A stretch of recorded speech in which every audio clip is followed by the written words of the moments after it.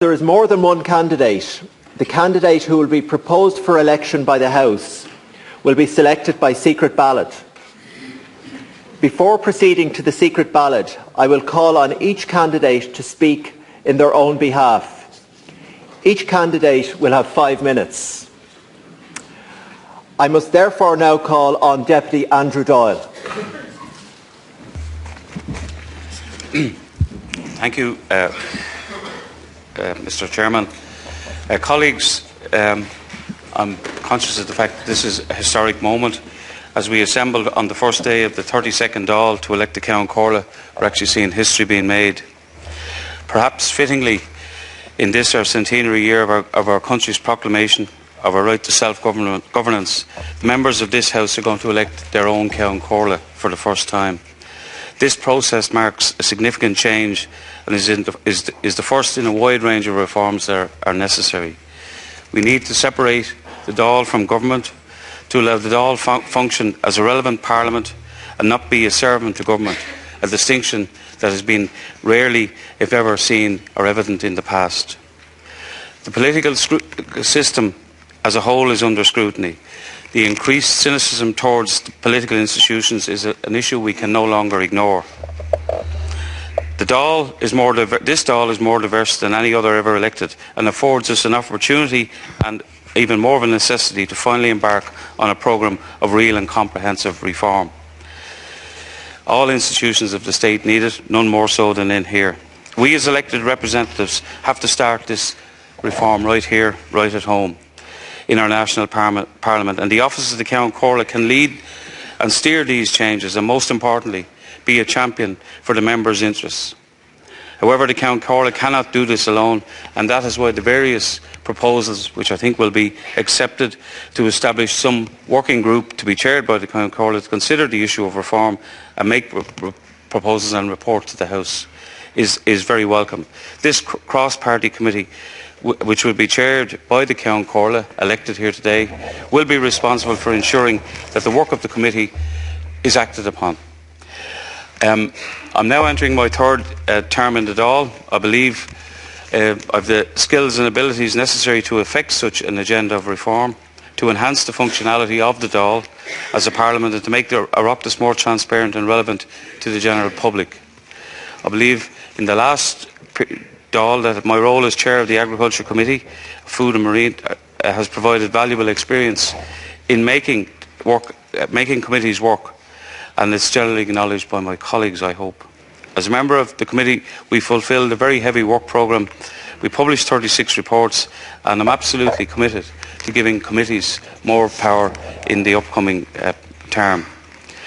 I don't want to preempt the work of the subcommittee or whatever working committee is set up, but just there's a couple of issues I think we should look at as a starting point.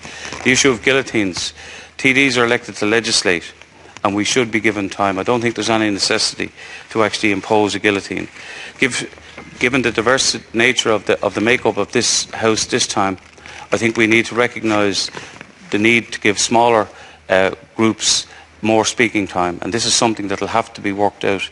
To give more power to committees and to give the Ceann Comhairle more influence in the order of business of the House, a fundamental role of the Speaker of the House should be on deciding the agenda for the Parliament he or she is the Cathaoirleach of. And I think if all these measures are combined and acted upon, we can actually allow for no guillotine, more speaking time for smaller groups, and get work done. I think the committees more power to the committees is a key and central plank to this. We do need to rebalance the way business is done, and we can work together to achieve this common aim.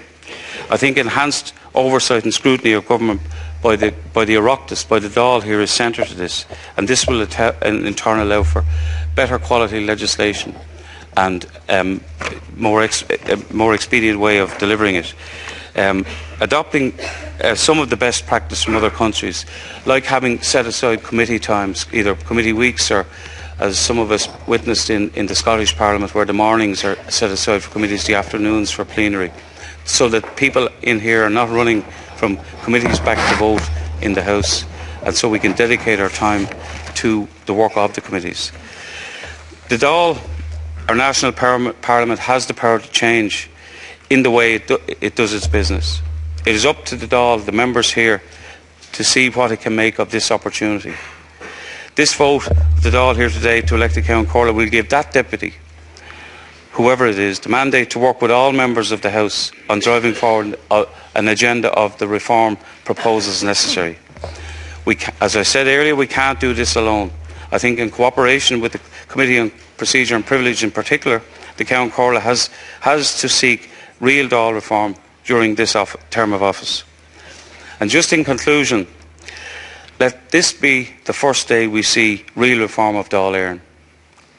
The people who elected us to the House nearly 2 weeks ago expect as much, and we must deliver. I believe I am the right person to drive forward this change for the benefit of all the members of the Dáil. And just finally, could I say, history will probably reflect positively on the events of today in the manner in which the new Ceann Comhairle is being selected. But the jury is still out, and it's up to us as to whether history will reflect positively on the work we do from here on. So I think it's important that with goodwill and cooperation we can all work together. So I'm asking for your support. I wish my colleagues who are also running the very best. I think it is important that whoever is selected here today has the support of all the members of the House. Thank you.